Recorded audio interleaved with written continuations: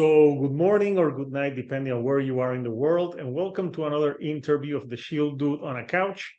I'm your host, Hector, and tonight I'm joined by James Oliver. He's the guitar player and also the singer for a death metal band.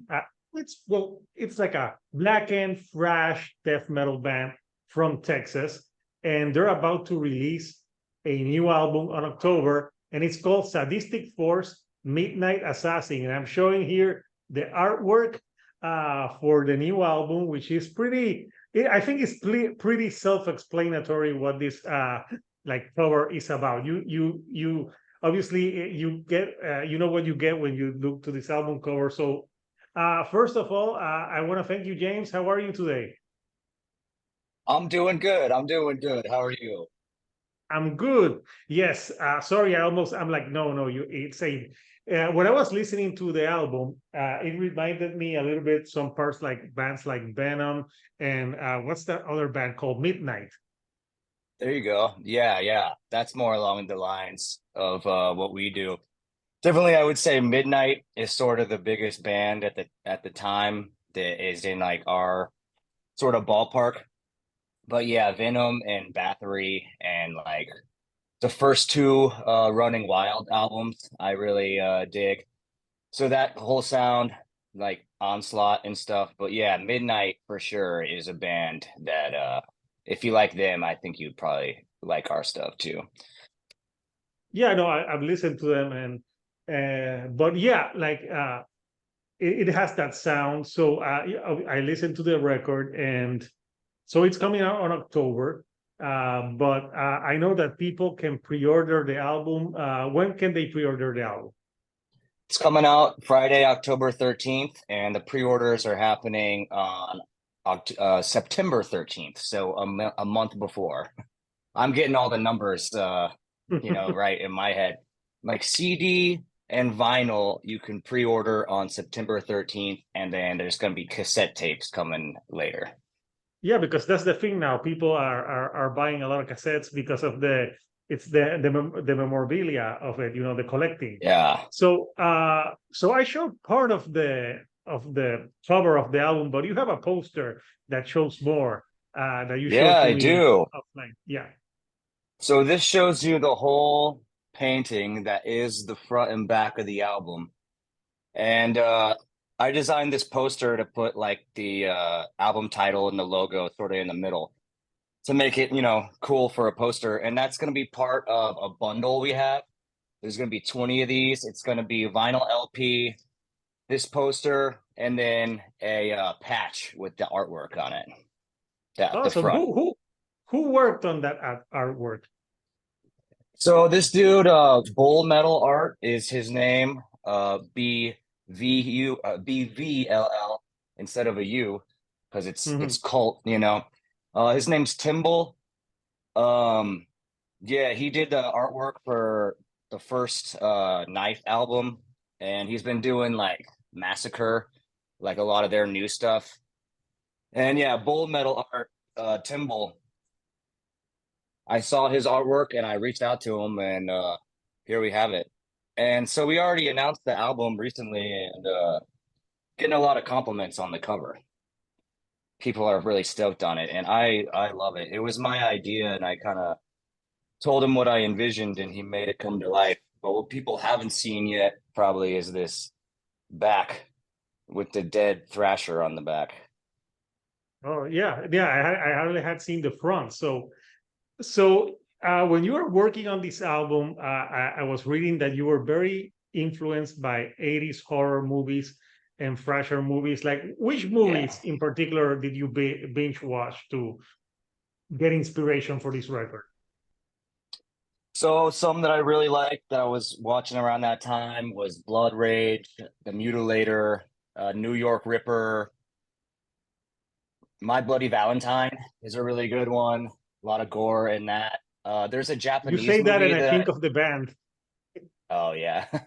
Well, they're all right, I guess. There's a movie, Evil Dead Trap, from Japan, where they just like put the word trap after the words Evil Dead that I watched for the first time that was really fucking sick. But yeah, this one he's got the ski mask. I mean, I guess that's kind of more like a prom night type thing, or more recently that movie, The Collector. So that's a modern one, but yeah, the Mutilator is probably one of my favorites, and then the Prowler. I was also that's classic. There's one called Final Exam that's pretty good. It's all right, but I'll I, watch I whatever. I never heard of that movie, Final Exam. It's okay if you're like a big fan of slashers. But everything else I mentioned, like Blood Rage and the Mutilator, those are like top tier for me. But of course, I like, Friday the 13th and all that stuff. But yeah, but it's those are the ones that are more obscure. So when you mhm. were going to work on this record, did you already know that you wanted it to have those themes in the record, or did you just came up with it like while watching all those movies? Like, hey, I wanna incorporate this into the new record. Well, to be honest, I think it's more inspired by like true crime and actual serial killers and murders and stuff. And then I kind of brought in the aesthetic of a slasher movie because what is a slasher movie other than a movie about a serial killer, I I don't know what's wrong. Why are there so many serial killers in the United States? Like that's unheard of in Puerto Rico. Like we have no, we've never had those. Uh, There's got but to be somebody. The issue is probably just that the media didn't make a big circus about it like they did with Ted Bundy and all that. I would wager there's definitely some Puerto Rican serial killers out there. I can't think of anybody off the top of my head, which might be your government trying to make y'all look better, because sometimes countries will underreport it because they're like, no, we don't have that here. Like Russia used to do that, and they had crazy killers like Andre Chikatilo, and they wouldn't report it because they were like, this is going to make us look bad. So there could be yeah, but somebody right now in Puerto Rico it serial it killing. it no, I'm telling you, it takes a lot of planning. Uh, we it's too much work to be a serial killer. We have people here that kill for other reasons, but like serial, Uh-huh. no. But yeah, Yeah, it's breaking into houses and stalking yeah, people wearing a crazy mask, BTK style. I yeah, don't know. that's some weird shit. So yeah, there's a lot of inspiration for that, that for you to have. So in the themes in the record, do you are the songs through the point of view or of the people who's doing the killing, or do you also have the point of view of the victims? Both, actually. For instance, the song Nuremberg Nights is from the point of view of this killer, Kuno Hoffman from the 70s in Nuremberg. They called him the Vampire of Nuremberg. So then that one's a little bit exploitative in a way. It's kind of classic metal to be like, you know, through the eyes of the killer. Then there's a song called Marked for Death on there that's about the victims, which I don't really see a lot in like, say, death metal or thrash metal lyrics. And it kind of just talks about how what a shame it is to have, these people get randomly selected to be killed by someone just because that person kills for pleasure. So it's denouncing that. It's saying like, that's awful. People like Kuno Hoffman are terrible people, and then there's a song on there that talks about Peter Sutcliffe, the Yorkshire Ripper from England in the 70s and 80s. And that's kind I of more of a remember third that. I person saw one. the documentary. Yeah. Yeah, on Netflix, The Ripper, I think it was called. Yeah, I think yeah, I can't remember. Did he like working? I don't remember where he worked, but I remember watching it. Yeah, he killed from like the 70s to the 80s until he got Mhm. caught. Yeah, Yeah, they wasted like tons of police resources looking for him for years, and he evaded the police, and they finally got him though. But so he used a hammer a lot to bash these women's head, and that's kind of why the guy on our front cover has a hammer. oh yeah, You I know, saw the yeah. I saw But the hammer. it's a real shame, but I wanted to sort of make references to the songs. And the song Midnight Assassin itself is actually about um an unknown killer in the 1880s here in Austin, where I'm from, where the whole band is. And he was called the Servant Girl Annihilator. And people think this might have also been Jack the Ripper. Like during the Jack the Ripper, investigation, they were like, maybe it's this same guy has come from Texas to London because no civilized person from London could do something like this. Maybe it's one of these, Wild West type people. And it's unsolved. And he killed a bunch of like servant girls in Austin in the 1880s. And it was super brutal too. Like, Yeah, so that was kind of inspired by it. And basically, what I was envisioning was like more of a 1980s version of that. You know what I mean? Like, yeah, what because if in the there, 1980s, it was like the decade where the slasher films like really got very like big. I oh, remember. yeah. Yeah, like because my parents wouldn't let me watch them.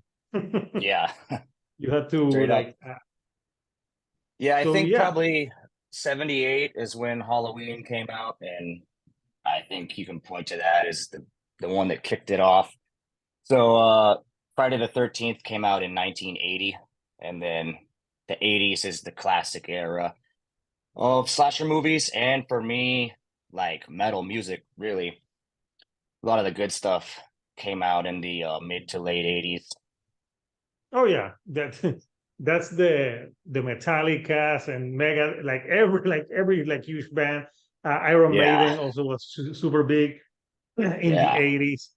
So yeah, so the record like also almost every song is about a serial killer in particular. Was there like a serial killer that you were like, no, I don't want to write about this one in particular? Like, was there like one that you're like, yeah, I don't want to go there?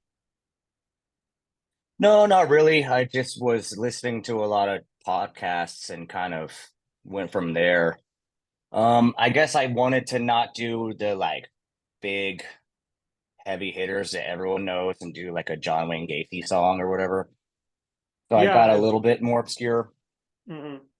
because I had never heard of this dude Kuno Hoffman. And if you look up on Wikipedia, or I think there's a Murderpedia or whatever, like what he was into, I was like, man, this is like grim. This is like super metal because he was like drinking blood out of corpses, like from digging them up in the graveyard because he thought it That's would like heal disgusting. him. Yeah.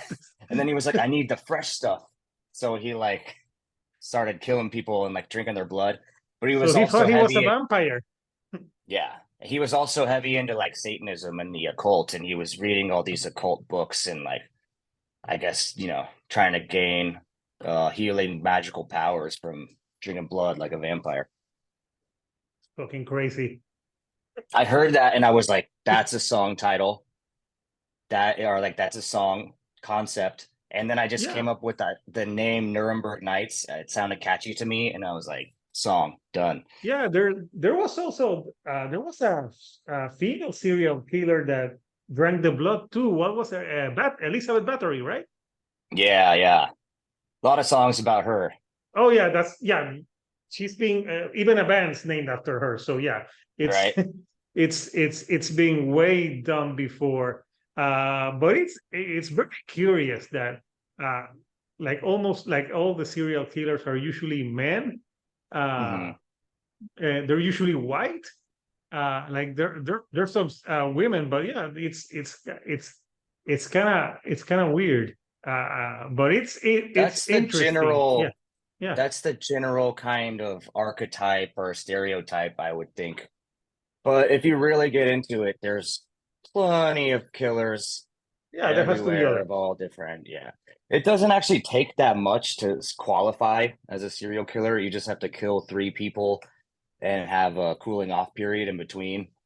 So there's actually tons of serial killers out there that you just haven't heard of. If you could look at the police records or whatever, and you can see like, oh, this person's technically a serial killer.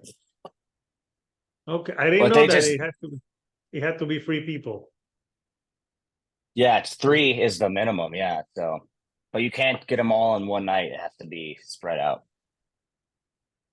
So if if you do them all in one night, you're not a okay. That's yeah, that's interesting. I didn't know that. So yeah, this is a very fun topic. This video won't be for the kids. I guess not. I don't know. Yeah, No, no, we're focusing on the lyrical aspect here a lot yeah, so far, and the lyrics, they're pretty dark. They're pretty grim, especially compared to like the first album. I would say this one's a little like heavier in terms of the subject matter. It's like a yeah, lot of but death and blood. it's something that happens, so it might as well be discussed in a way. But There's a yeah, guy right now here in America. There's the Long Island killer just got caught. They're calling him the Gilgo Beach killer, I think, and killed like a bunch of women like in recent years. in New York. Yeah, yeah, Okay, yeah, no, yeah, yeah. that It's in the news. They're still investigating it, and they're like tying him to all these unsolved murders and stuff and yeah. bodies they Well, found. nowadays it's easier to solve with all the technology that they have. Like it's like back in those earlier times, like you couldn't. I guess it was harder. So musically, this album is very, like we said, it's like a blackened death metal style. Like for you, how important is to have that sound, because that sound really goes with the subject matter, I think. Well, I don't think it's really so much of a death metal sound. Not too many people have really called us that. It's usually people call it black thrash or That's right. I call it, yeah, black and speed metal, I think is kind of right on the nose Yeah, because it's of. really fast. They're really fast songs. Yeah. Mhm. Yeah, yeah. And it harkens back to, that old school stuff like Bathory and all that, but maybe, we're playing as fast as we can at certain parts, on the record, But as far as the black metal element goes, there's definitely some black metal riffs in there, and I think probably like my vocals are sort of black metal inspired. Yeah, a And little I'm a bit big some fan. of the songs. Mm. Yeah, it's sort of a more of a black metal vocal than, for instance, like a death metal death growl. But I'm just a big fan of black metal myself, and it definitely influenced, the vibe of it. So for you, which song is your favorite on this record? That one's gonna be hard to pick, I think anyone would say. Um, I do like the way the last track came out a lot, Howl of the Horde, and that one was fun. We had everyone in the studio doing gang vocals. I like the way Nuremberg Nights came out. To be honest, I'm not totally satisfied with any record we've ever put out. You know, like anything I hear, I'm like, in terms of the recording, like, oh man, this is full of like mistakes. This sounds a little bad. But then I notice people listening to it, they don't notice what I hear.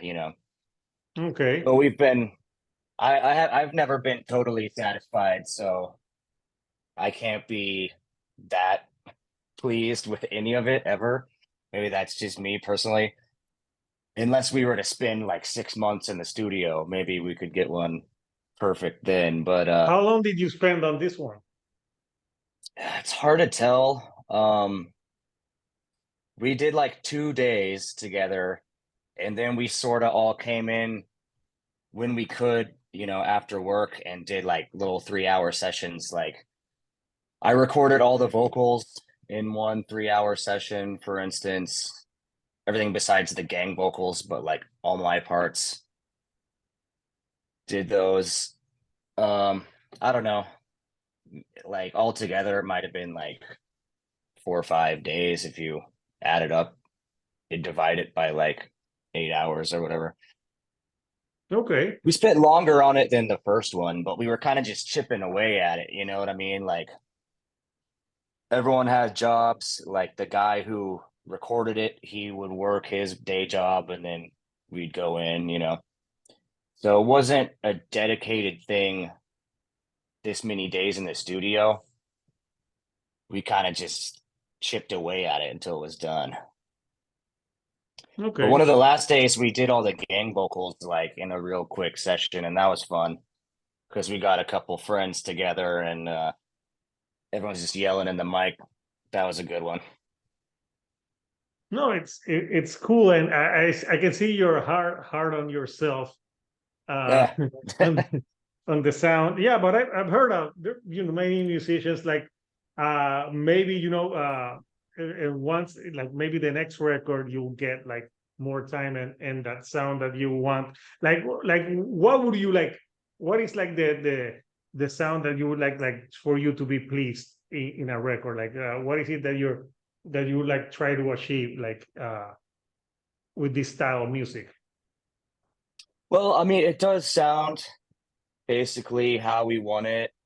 We do want it to be old school sounding and sort of unpolished and raw. We don't play to a metronome ever, for instance, but I just hear a couple things here and there where I'm like, oh, I wish I would have done this in the moment. You know what I mean? Like, or like before I said, yeah, we're good to go. Like now I'm listening to it like months later and I'm like, oh, I should have done this different. I should have played this note different on this solo Mhm. here. But the average person's just going to hear it and be like, that was a ripping solo. You know, they might say that. I don't know. Yeah, but it does sound very old school.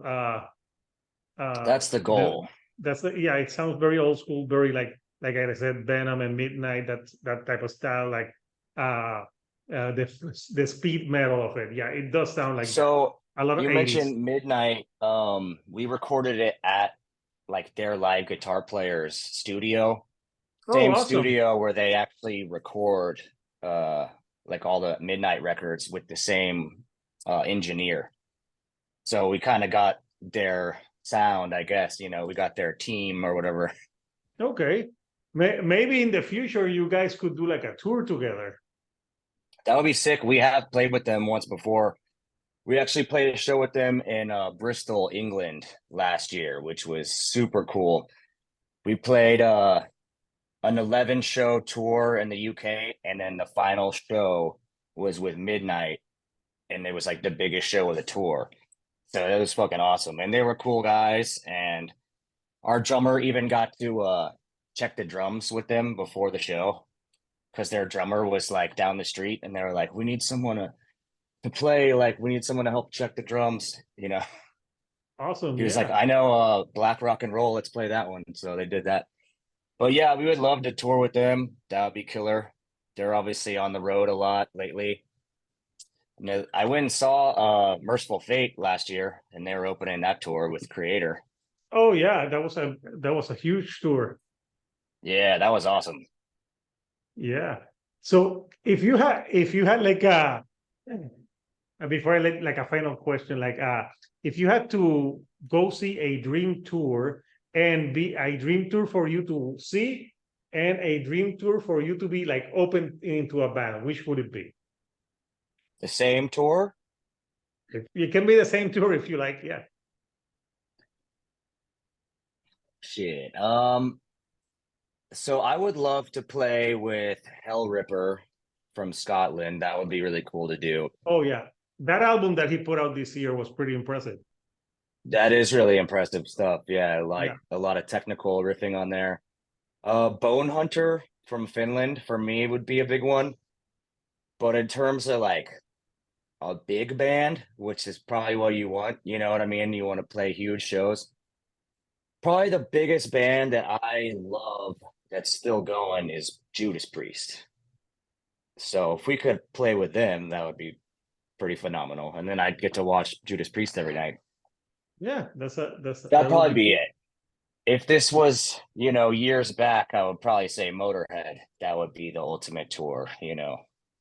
But we would have had to start the band a little earlier, you know. Yeah, indeed. So, yeah, James, it's been, fun talking with you about serial killers and music. Hey, they're out there. You hope you like if you think about it, you never know. You could have been in a supermarket and one could have just passed like just next to you. You never know. Yeah, Like true. uh you never know. It could have been your neighbor. It could, Yeah. it could have been someone that you work with you. You never know. So you never know. Yeah. Well, Uh I've got a question for you. of course. Since you listened to the album, what did you think? I I've definitely heard that old school sound that you're talking about. It definitely sounded like old school metal. I like it that it wasn't that polished, and Yeah, I like tracks like "Speeding," "Black Leather Hell." I thought cool. the Butcher's Apron was interesting, and I like the Midnight Assassin as well.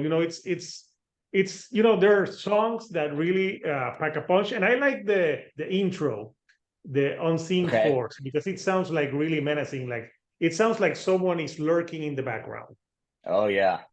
just like the album So cover that I'm gonna show again for people who have yeah, because so this is the album cover, people. Sadistic Force, Midnight Assassin, out on October the 13th, Friday. That you picked a great day, Friday the yeah. 13th to to Oh release yeah. the album. And next week, the pre-orders will be in if you want to pre-order the album. And I like it that it looks so 80s. Just look at the girl in the background. Everything she's wearing screams out 80s. Oh yeah. She's there And listening to a record player, getting ready for a night out, but the unseen force lurks outside her window. So yeah, basically, you want to hear that intro track and be looking at this artwork, and that should set the scene. yeah, no, the intro track definitely sets the scene for what's about to come with this record. So people, if you like a lot of like speed metal, very fast, do not sleep on this band. And of course, the album is gonna be out next month, but you can already there's which one is the single that's out? Because I listened to the whole album. Right now, as we're talking, we've got Speeding Black Leather Hell. That's out. We've got a visualizer video for it on YouTube. I'll put And it on the so people can watch it. yeah, that's your first taste of the album. That one is actually a little bit of a departure lyrically. That's kind of the our first EP was called Pain, Sex, and Rapture. And the band's called Sadistic Force. So there's like this whole BDSM kind of sex dungeon aspect to the band in a way. And this was kind of a throwback to that, you know what I That mean? reminds So me of that Nicolas Cage movie, like the 8 millimeter, where they okay. had the yeah. So That's a they good had like movie. yeah, it was a good like Nicolas Cage gets a lot of flack because he can act really well or he can fucking overact, but that was a good one. Yeah, Uh-huh. yeah. So yeah, there most of the songs are this killer vibe or whatever. This one was kind of the like sex one, if you will, So for the next record, are you already thinking like, hey, I'll do something different because you've done that so Yeah. Yeah, it won't be a true crime vibe. Basically, our first album had this kind of old Western Southern Gothic thing. None of them are concept records so far, and I don't know if we yeah, will ever it do doesn't feel like it's there's themes, but it doesn't a because theme. there's Yeah, concept records that there's like a whole story. It's not a full story yeah, it's not like the story of one serial killer. That would be mhm. hard if you had to like Yeah. write.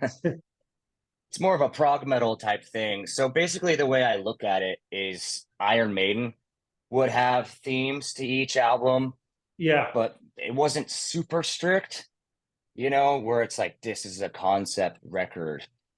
So every album, you know, I go into it with I mean, we got two albums, but I've gone into it with kind of a theme and a vibe.